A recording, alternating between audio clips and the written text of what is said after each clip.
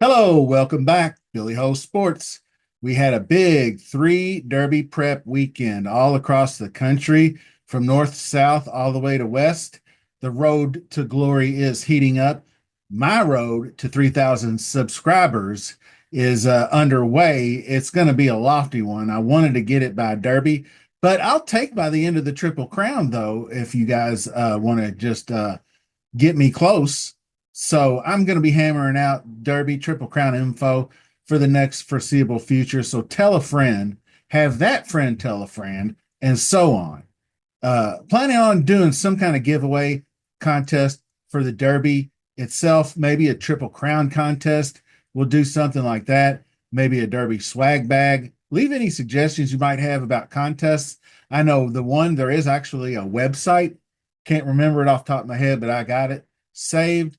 It's basically a contest website you go for doing DFS or underdog or, props or any kind of betting site. And you basically have horse racing contests. And the gist of it is you get however long the contest is, however many races there are, you get a $2 win place bet. So it's a win place bet on a horse. You pick the horse, you only get one. So whatever the payout is for that race, that's what you get. Then the one that earns the most money throughout the contest wins the contest. Do first, second, and third. I can always have a separate prize pool. We can just use the website to keep track of the standings. And that way we can get people all in one place signed up. And then at the end of it, I can contact people and distribute prize money or gifts of that nature. So anyway, that's the gist of that. So subscribe and like, get it done. Let's begin out west. Santa Anita Park, the Robert B. Lewis Stakes. Obviously a small field, three of them Baffert horses, but that didn't keep Citizen Bull from flexing his muscles. And he actually, at the start of the race, he bobbled. He gave him one of them head bobs coming out of the gate, but he quickly recovered and he still beat his stablemate Rodriguez, or not, the one horse on the inside to the lead. Uh, anyway, that forced Clock Tower wide. Then on the lead, Garcia just kind of controlled the pace. He got that opening quarter when I was watching it at 23-27. I actually thought it could go as low as 21 and change, at least 22 and change. So it was probably, I'd say, a full second slower than what it should have been. But once he got that opening reasonable pace like that, I knew it was going to be a heck of a lot of trouble to catch him once he got out there. So he controlling the pace, looking focused. Citizen Bull, he made that final turn and then began to assert his brilliance. There was no zigzagging around the track. He just put his head down and closed the door on his two stablemates, and is clearly your number one 3-year-old male. So, just to put a bow on the race, Rodriguez made a move, but was just no match. Matticat Road had no punch down the stretch for the presser, which is going to hurt his stock a little bit. And Clock Tower all over the track after he made the turn from the stretch. And if you remember, Clock Tower was making that turf to dirt move. So I don't know if it was just the surface or the shoes or what the problem was, but he wasn't going to win that race and wasn't going to be close anyway. So Clock Tower, I lost a little bit of I won't say respect, but lost a little bit of what I thought he might be just by that effort alone. So now we're going to shift over. Let's go up to New York. Withers Stakes, Aqueduct Racetrack. Less than stellar field, but very good race. And they may turn out to be better than we think. Everybody broke well except for, obviously, the 7-horse, Omaha. Peyton Manning couldn't get that cadence going. So another slow start again. Got him way back. Uncle Jim Mo Quality got to the front, opening in 24:11. Very pedestrian pace, and they were all content to track that pace through a half and 49 and change. And that for a horse that fell behind like Omaha, really decreased his chances of doing much of anything. But then the thing that bothered me about the race is a horse like Uncle Jim began losing altitude around the 3/4 pole. Captain Cook actually began imposing his will on the leaders. Then both of those leaders faded, Mo Quality and Uncle Jim, which neither one of them I don't think fared very well in that race. But then you had long shot Surfside Moon, the sole challenger to Manny Franco and Captain Cook. Surfside Moon gave it a pretty good run and pushed Captain Cook pretty good, but he was able to repel the 33-1 runner up. And then closing out Omaha barely in the screen for third. So Cook was able to get that 9 furlongs. I didn't know if the distance was going to be an issue or not, but with the reasonable pace, made it much easier to get there. So I think he proved he can go 2 turns no problem. But 10 furlongs, the classic distance, we'll probably need to see another prep out of him coming up very soon. Well, one more prep. Obviously, he'll have another prep before the Kentucky Derby if he's planning on going. So anyway, my selection was Omaha. Once again, slow start, too far back. That slow of a pace. He couldn't close much, but he did good to get up third. So I'm not going to completely dismiss him, but I don't think that he's going to be a potential Derby contender and a legitimate one to say that. But he may be something decent down the road in another stakes division. So let's round out the weekend stakes with the big one, the Holy Bull at Gulfstream Park. Good start for everybody. I kind of had some issues with this race, so I'll try to explain them as best I can from my own vantage point. But Connecticut Control got the break got out faster than Guns Loaded. So Guns Loaded was hung wide around the first turn a little bit, but Irad was able to clear past the one horse. And this is where I thought he should have settled in behind the leader, Connecticut Control, uh, and pressed him. But instead, he pushed past the leader and was moving to the lead at the half-mile pole way too early, I thought, to be moving that horse. So anyway, moving through that turn, was all Guns Loaded could do to hold on. And by the time they got through the turn, he had wilted to nothing and he finished DFL. The 2-1 second choice, Ferocious, was in a perfect stalking trip his own self and moving to the lead along with Tappan Street and Burnham Square. But Ferocious once again failed to do anything down the stretch.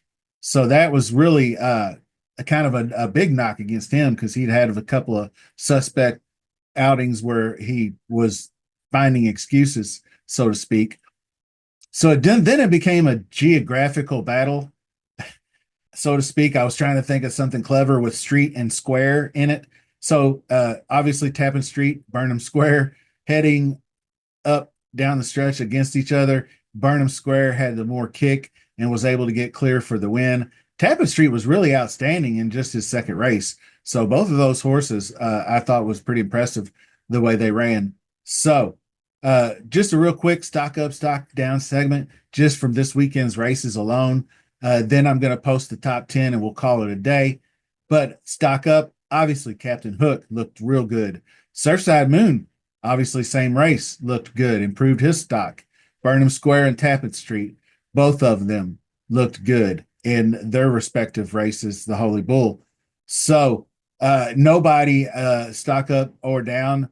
Well, nobody up. I can't really say stock up for Citizen Bull because where's his stock going to go? He's the top horse, spoiler alert, in the field.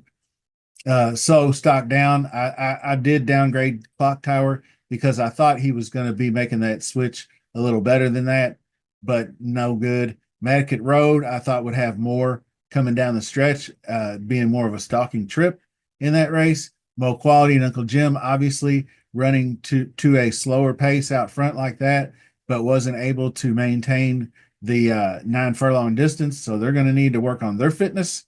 Then Guns Loaded was awful. And I don't jockey shame or jockey bash. Irad Ortiz, obviously one of the best in the business, but it just seems like I followed racing enough to know Irad has some off days from time to time. So I don't know if this was one of them because I'll add in that not only I thought he rode a bad strategical race with guns loaded, trying to take him to the lead too soon and getting caught wide and running him into the ground basically with nothing left down the stretch.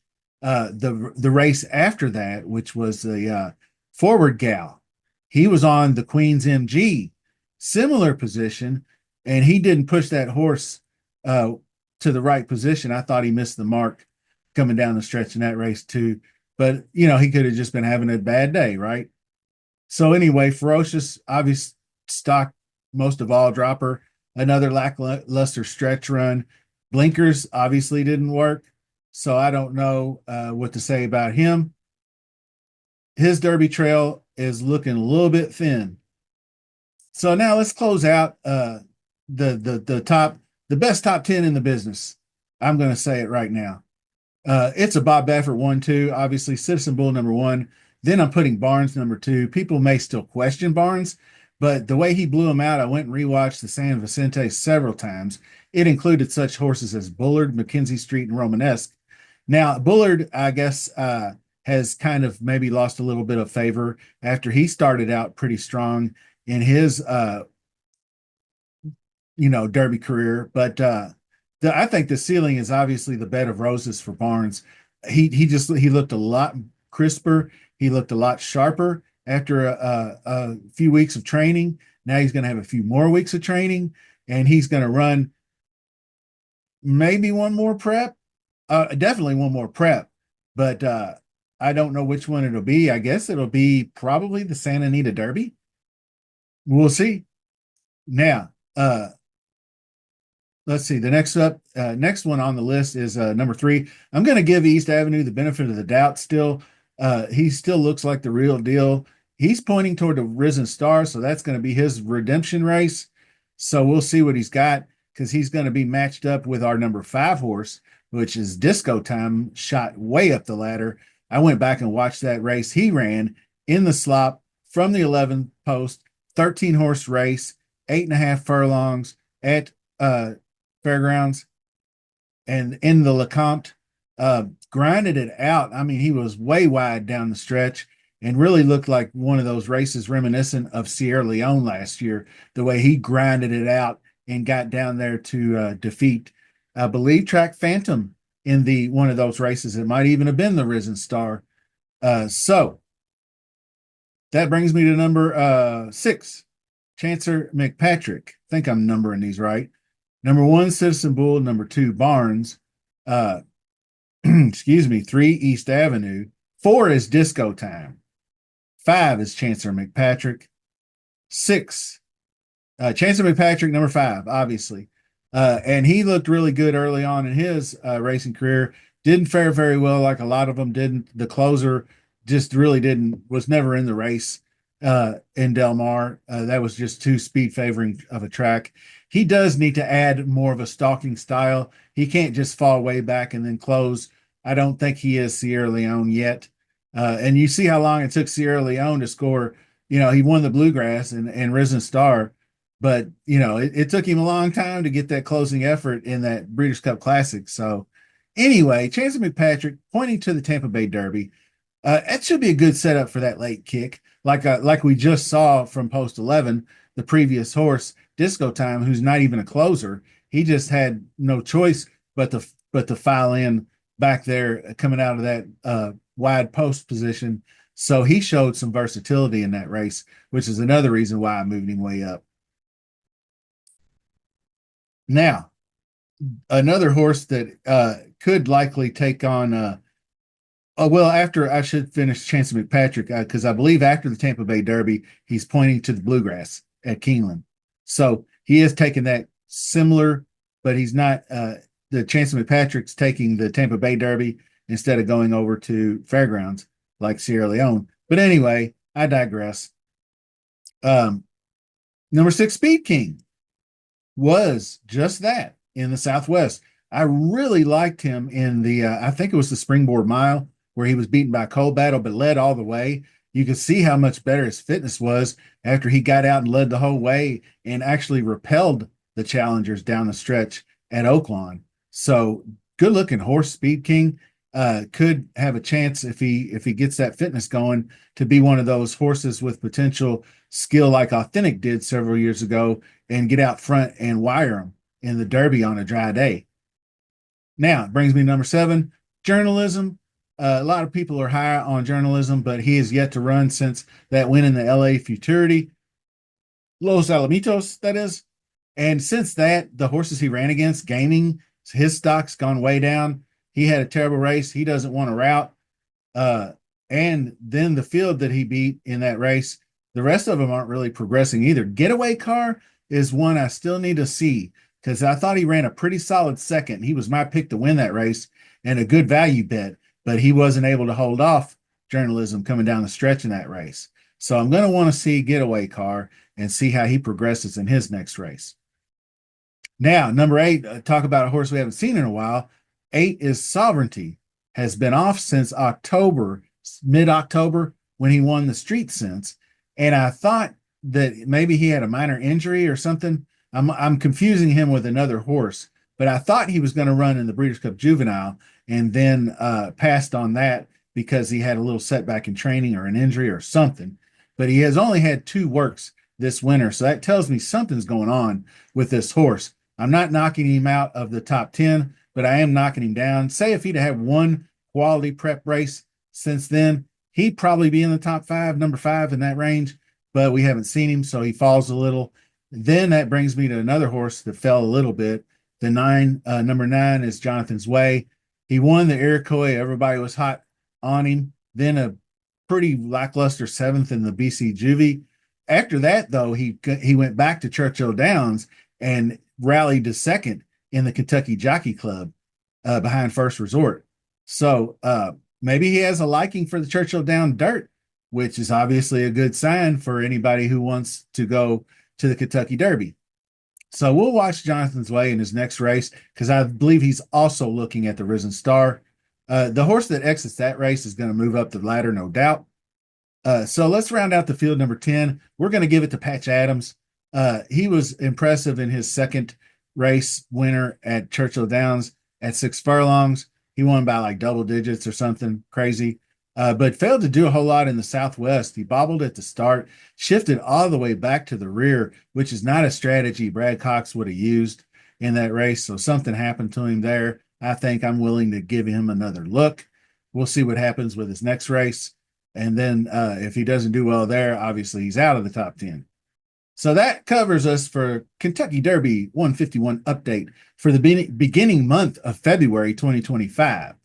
So I'll probably at least be doing these monthly, but we'll probably do one at the beginning of March and then maybe another one a couple weeks after that. And we'll ramp it up and do a couple more updates before mid-April. So I appreciate you all hanging with me today. We are going to shift over to Tampa Downs next week. Coming up is the Sam F. Davis. That's really the only Derby prep type race next weekend. But the next after that is the 15th. And that we're going to be at Fairgrounds for the aforementioned Risen Star. Plenty of other stakes races there. The fillies will go in the Rachel Alexandria. So make sure you're subscribed. Notifications are on. The like button is always pressed. The first thing you should do when you if you've already subbed to the channel, when you bring up a video, first thing you should do to help me out the most is click a like button and then start watching the video. And once it gets to a point where you have something interesting you'd like to comment on, drop a comment. I usually read every one of them and I usually acknowledge them with the thumbs up. So, if I don't at least give you a like on your comment, just know that I'm reading them. And until they get to be too many or too visceral that I don't want to screw with them anymore, because I like to hear people's thoughts. I like to hear handicapping ideas, suggestions, different things, different angles, different thoughts by other handicappers. Always makes you grow as a person and a horse handicapper. So until the next time, see you soon.